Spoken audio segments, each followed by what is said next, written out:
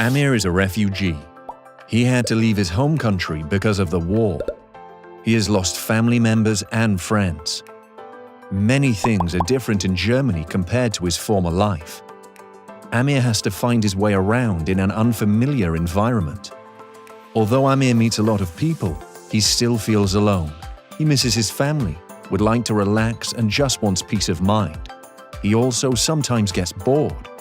That is why he drank alcohol yesterday with other refugees for the first time. The next morning, his head is throbbing and he remembers little of the previous day. But his friend Omran tells him that Amir became aggressive and almost got into a fight.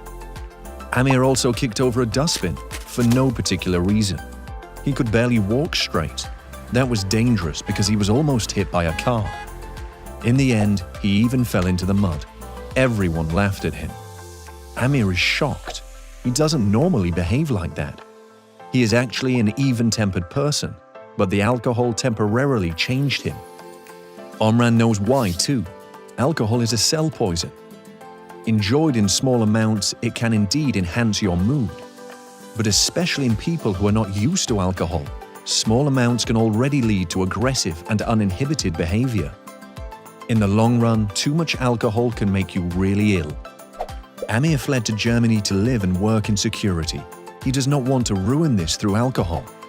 That is why he would like to be more careful in future. To avoid getting bored, he plans to become more involved in recreational opportunities. He may also accept the supervisor Karim's offer of a conversation. And should Amir get into trouble with alcohol again, he can turn to a doctor for advice, who can give him the address of the nearest addiction advice center.